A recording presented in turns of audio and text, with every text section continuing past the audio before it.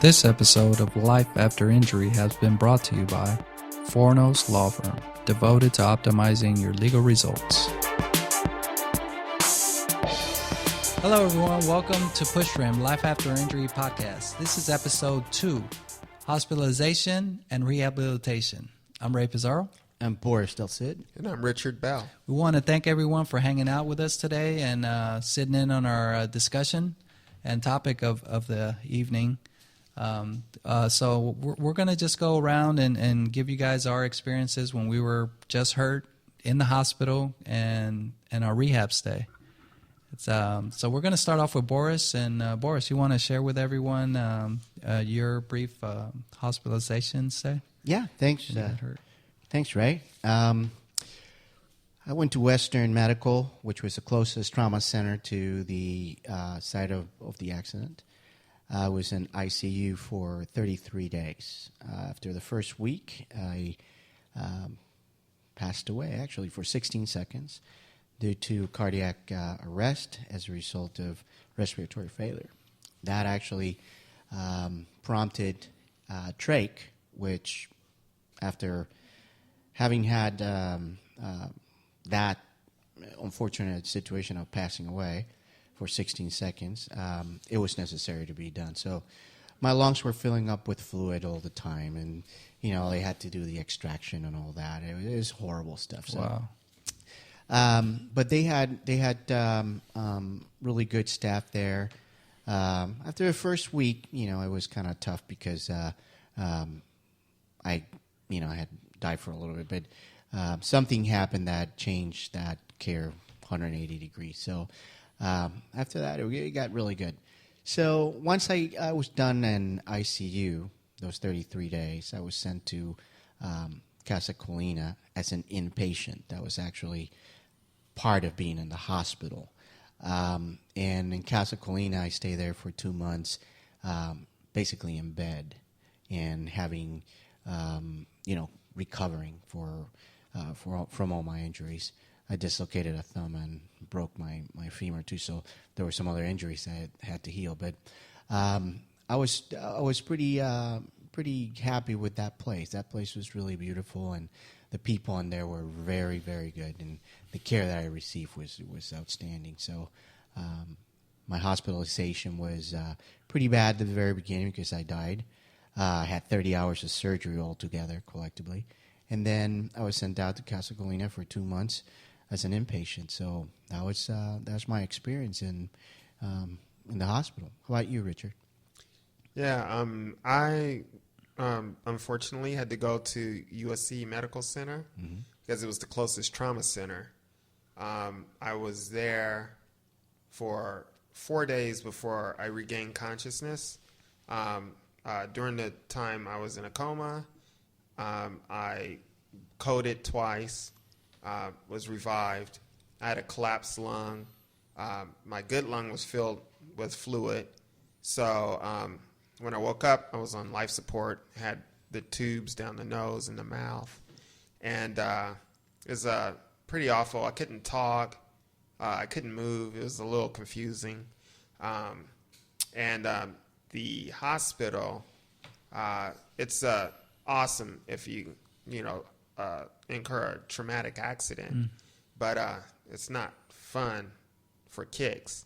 No. So as soon as I was conscious, I was already mouthing to my family, please get me out of here.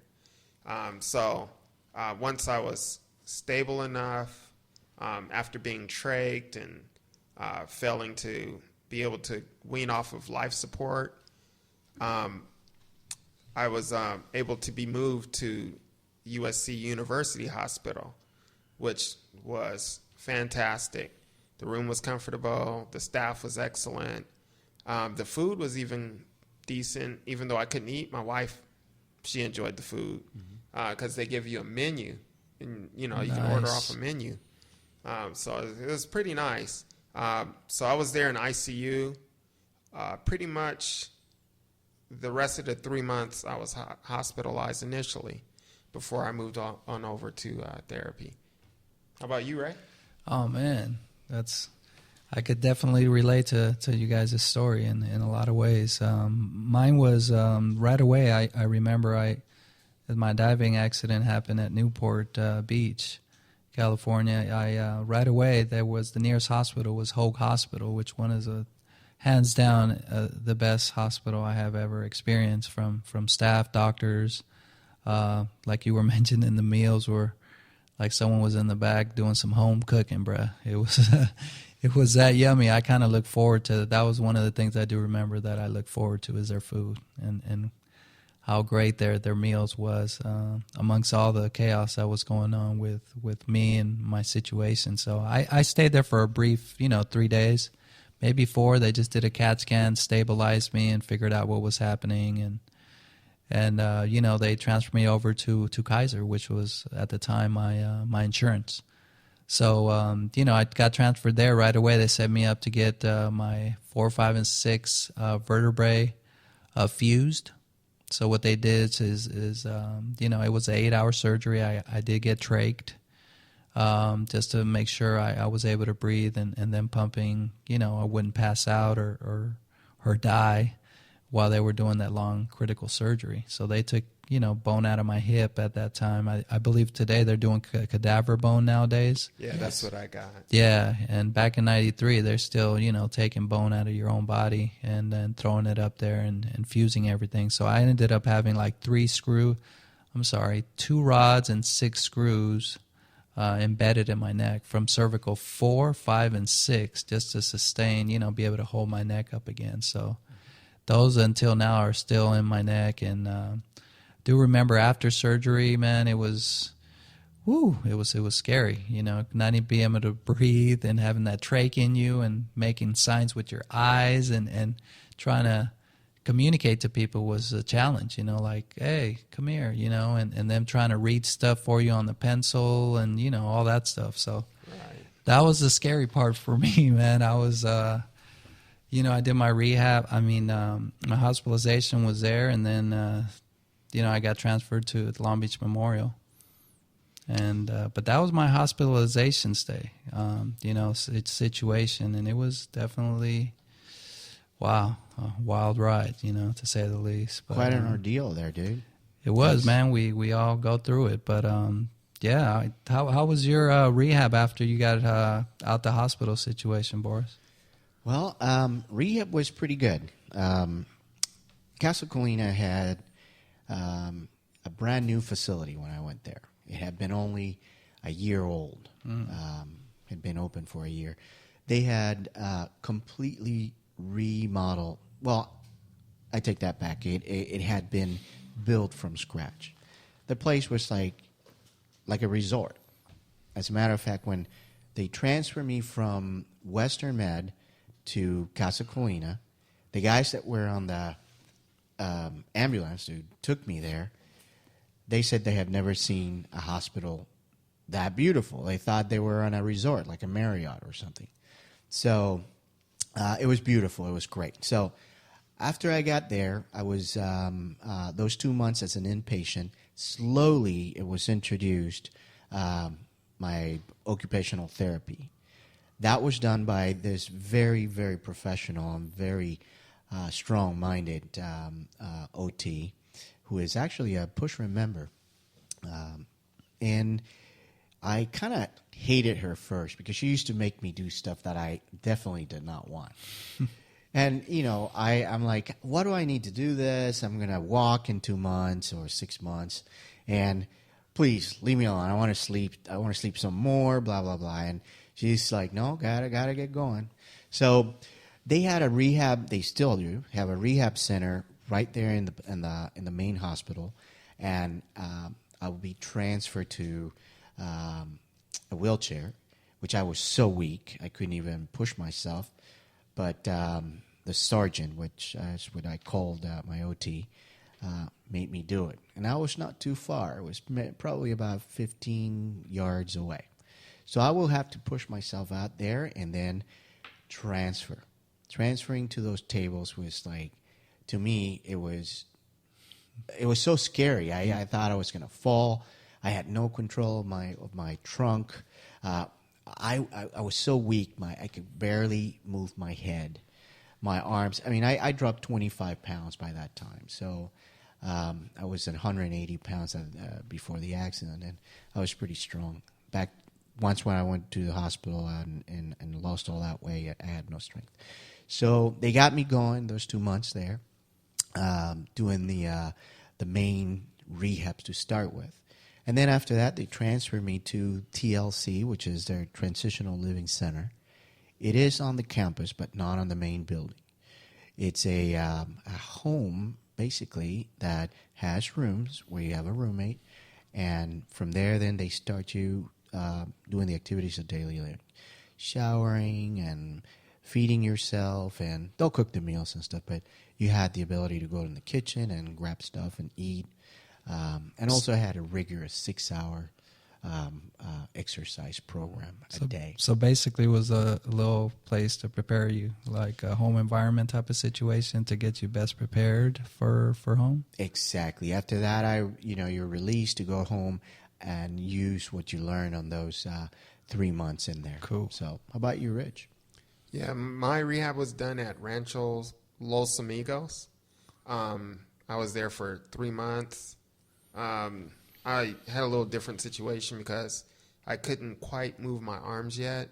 But after being jealous, seeing the guys, zipping by in power chairs, I was like, I have to try that. Right. So they got me strapped in, and they rigged a device that it's like an anti-gravity kind of device to help levitate my arm to assist, what little strength I did have.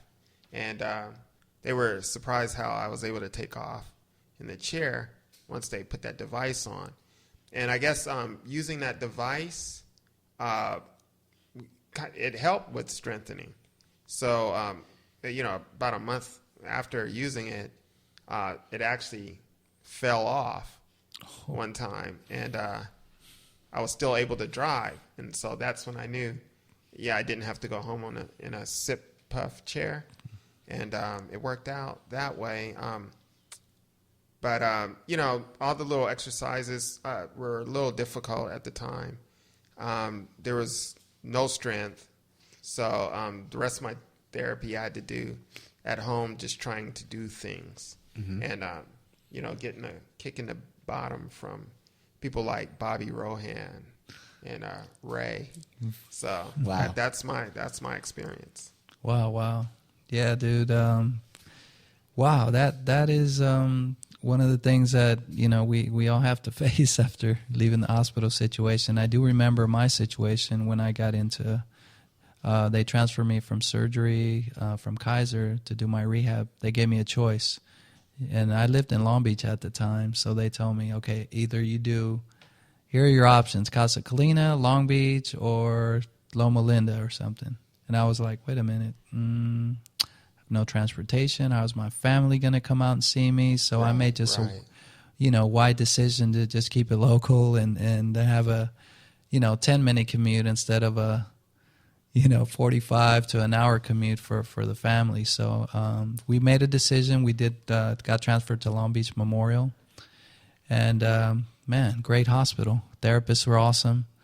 I do remember getting there in a halo as a C6 quadriplegic and a halo. Wow, that was the most challenging thing I ever had to live through. I do remember them coming in early in the morning to set me up, doing my bowel program and getting showered and transferring onto the chair and learning how to balance. Whoo, that thing weighs like 8, I don't know how many pounds, 8 pounds on your head. As a quad, you don't have no trunk balance. So you're trying to push a chair with an 8-pound thing on your head and trying to stay in it. They strap you in, of course, with a belt, but that was, I don't even know if I got the most out of my rehab. I do remember having a physical therapist come in and taking me to the mat and sitting me at the edge of the mat, me with my halo on, and she told me, okay, I'm going to let you go. Spread your arms and try to balance yourself. I looked at her and was like, are you serious? Are you trying to make me balance with this thing on my head? And And me with no trunk balance, he said, yeah, I'm serious. And I was like, all right, if I fall, that's all on you. I'll let it go. But if I fall, you better catch me. So that was definitely a scary situation. But, they did it for a purpose. At the time we were there, we didn't have no idea why these people were coming in at 8 o'clock in the morning talking about, all right, it's time to get up. Let's do this, Right. And that's kind of the best sleep we have at the time, We're enjoying it. And then all of a sudden, knock, knock, knock, the lights come on, and all of a sudden you're butt naked, and they're turning you around, and they're, I hated that. We're going to shower, time for a bowel program, and, breakfast, and then off to therapy. So, it was frustrating, for myself. I had a lot of anger, a lot of denial, a lot of self-pity. It was just a world of emotions that me and actually my family had to go through. And I feel really bad at, now that I look back, that sometimes I lashed out at them or said things that I really didn't mean. But it was just a stressful time, for everyone. Yes, I agree. You're just bringing memories of those times. But how about you, Richard? Were you angry? Were you? Actually, I wasn't a very angry person before the accident. Yeah. So I was looking forward to walking again. That's what I thought, and I think we all do that. But I came to terms with, my injury and thought, maybe I should just do the best I can to try to make the best of the situation in case I do get better. Yeah. And, of course, over time you do get better. Right. Maybe not the way you want, but, you do get a lot of, you gain a lot more strength, you gain a lot more skill, and life becomes a lot easier. You get into a groove. It might take years, but it happens. So. No, yes, that certainly does. And I remember when therapy was over and I was getting close to my discharge date, I was excited and scared at the same time, because I felt in my situation with a halo on, I didn't get the most out of my therapy. And then, when I leave, how is it going to be when this thing comes off? And all these questions, that I had that are, things you have to think about. And it's hard to do that when you're, sedated. You go home with how many medications they send you home? Do you remember? 10, 20 different? Oh, it was quite a few. Yeah. And I also had a Dilaudid addiction I had to kick. Oh, my God. Yeah. They cut me off of the Dilaudid because before I even knew that I was getting it, because apparently was not taking effect, so they gave me morphine, and that gave me the worst hallucinations. And then halfway through that, those 33 days there, I told the doctor I did not want any pain medication, so I did not have any pain medication until after 4 months, like in my last month of Casacolina. Wow. Yeah, that's another thing I noticed. Some people get awful neurogenic pain, while others get to escape that.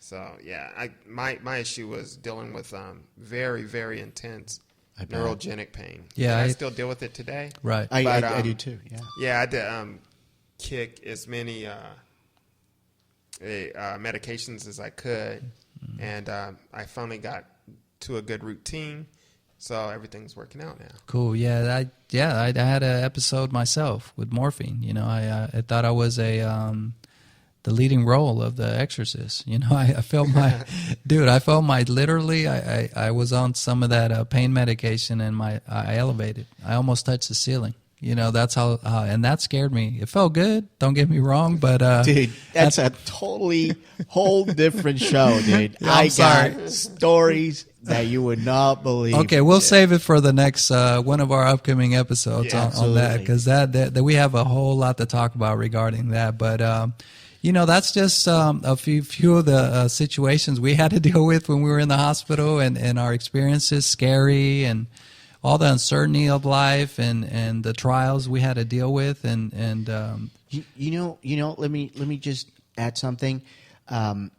when I was in ICU, I was talking to one of my attending doctors there, and I told him that I needed something, and he put me on an antidepressant.